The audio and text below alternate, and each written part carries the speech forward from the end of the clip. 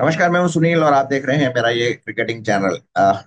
सबसे पहले आपसे निवेदन है कि यदि आपने मेरा चैनल सब्सक्राइब नहीं किया हो तो इसे अवश्य करें, और जिस तरह से मैंने स्लाइड शो का प्रेजेंटेशन बनाया उसको अगर आपको पसंद आया तो अपने दोस्तों को भी इसके साथ शेयर करें। आज ऑस्ट्रेलिया और भारत के बीच में सिडनी में पांचवां क्रिकेट टेस्ट मैच चालू हुआ। भारतीय टीम में दो परिवर्तन किए गए। रोहित शर्मा की जगह शुभमन गिल आए हैं और प्रसिद्ध कृष्णन आए हैं आकाशदीप की जगह पे। कप्तान बुमराह। ऑस्ट्रेलिया की टीम में मार्श की जगह ब्यूरो वेबस्टर को लिया गया है, जो कि ऑलराउंडर है, तेज गेंदबाज, मतलब सिमिलर टाइप के प्लेयर हैं। टॉस जैसा कि पर्थ में भी बुमराह ने जीता था, यहाँ भी बुमराह ने जीता अपनी कप्तानी में और पहले बल्लेबाजी का शुरुआत किया, लेकिन भारत की बल्लेबाजी वैसे ही डस रही। जायसवाल ने अच्छी शुरुआत की, लेकिन दूसरे एंड पर केएल राहुल को मिकेल स्टार्क की गेंद पर कॉन्स्टास ने स्क्वायर लेग पे कैच कर लिया। वो एक फ्लिक करने की कोशिश कर रहे थे और 4 रन वो केवल 14 बॉलों में बना पाए। उसके बाद गिल आए और दूसरी तरफ से कुछ अटैकिंग स्ट्रोक्स जायसवाल ने मारे, लेकिन जायसवाल भी ऑफ ऑफ स्टंप की से बाहर जाती हुई गेंद को छू बैठे और स्लिप्स में उनका कैच पकड़ा गया। उनका कैच ध्रुव वेबस्टर ने पकड़ा। फिर गिल और कोहली ने संभल के खेलना किया और लंच तक उन्होंने वो लंच के समय तक स्कोर 57 तक ले गए, लेकिन उस समय गिल को नाथन लायन ने स्टीव स्मिथ के द्वारा कैच करवा के आउट कर दिया। इसी बीच एक पहले घटना हुई कि जिसमें कोहली आपको गोल्डन बॉल डक मिलना था, लेकिन वो एक थोड़ा कंट्रोवर्शियल डिसीजन रहा, जिसमें उन्होंने गेंद जो खेली थी वो खेल स्लिप्स में स्मिथ के पास गई, उससे थोड़ी आगे गिरी और उन्होंने उसको छाल दिया और क्लेम किया कि ये जमीन को टच नहीं किया, लेकिन थर्ड अंपायर ने वहां पर उन्हें नॉट आउट दिया। उनका मानना था कि गेंद जमीन को छुई है और साफ रिप्ले में दिख भी रहा है कि जमीन को छुई है।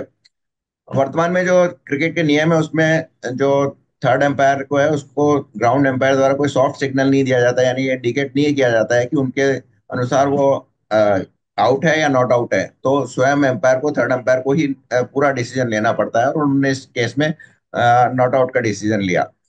मैं समझता हूँ कि जो वीआरएस है, जो डीआरएस सिस्टम है, उसमें भी यही होना चाहिए कि एम्पायर्स डिसीजन नहीं होना चाहिए, उसमें भी प्योरली थर्ड एम्पायर की ओपिनियन पर ही डिसीजन दिया जाना चाहिए। खैर, ये तो अलग बात है। उसके बाद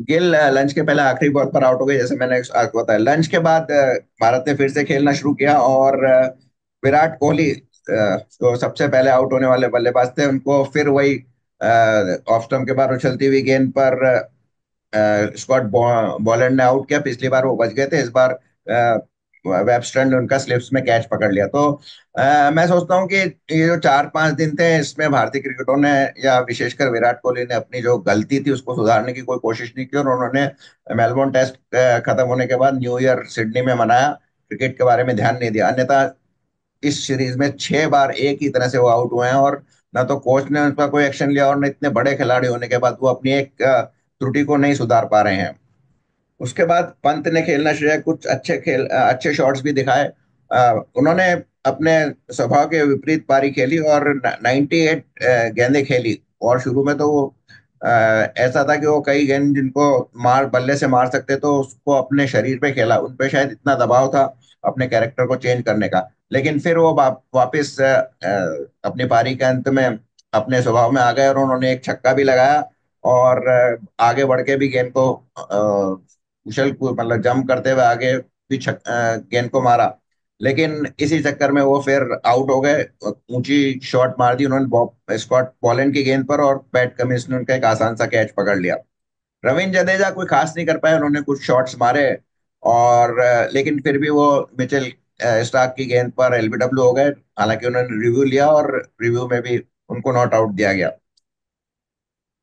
एन के रेड्डी यानी नीतीश कुमार रेड्डी, जो एकदम नए नवेले हैं, न्यू स्टार्टअप है क्रिकेट में, और उन्होंने एक सेंचुरी मार के जैसे धमाका कर दिया था, और मीडिया में काफी हाइप उनको मिली थी। उनके पिताजी बड़े बड़े क्रिकेटर से मिल रहे थे, उनके खुशी को काफी दिखाया गया था।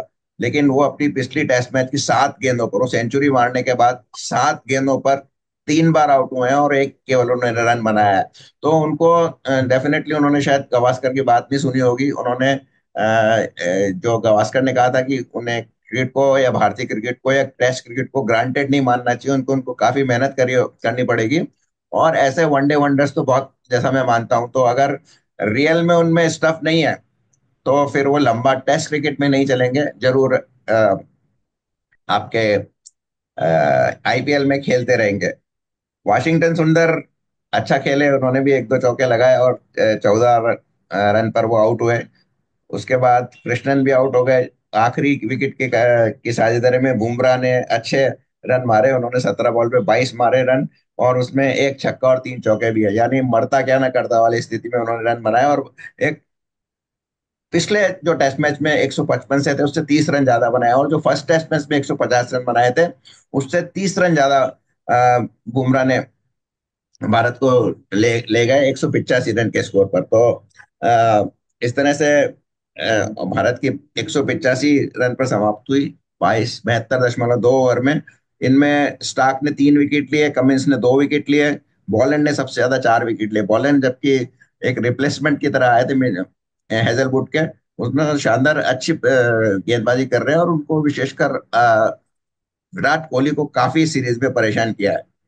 तो उसके बाद फिर ऑस्ट्रेलिया बैटिंग करने आई ख्वाजा और कॉन्स्टास की जगह के साथ में। कॉन्स्टास ने फिर कुछ जो आखिरी बॉल पे नाटक हुआ, जो मैंने आपको अपने दूसरे वीडियो में बताया, लेकिन आखिरी गेंद पर ख्वाजा को स्लिप्स में बुमराह ने कैच करवा दिया, और बुमराह शानदार इस पारी इस सीरीज में प्रदर्शन कर रहे हैं। और डेफिनेटली वो एक पॉजिटिव वाइब्स टीम में डालेंगे, क्योंकि captain is leading from front से जो कहा जाता है।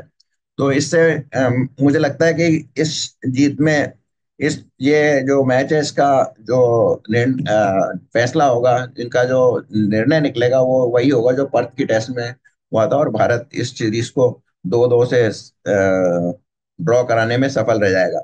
तो आज के दिन इतना ही। यहाँ तक देखने के लिए, सुनने के लिए बहुत बहुत धन्यवाद।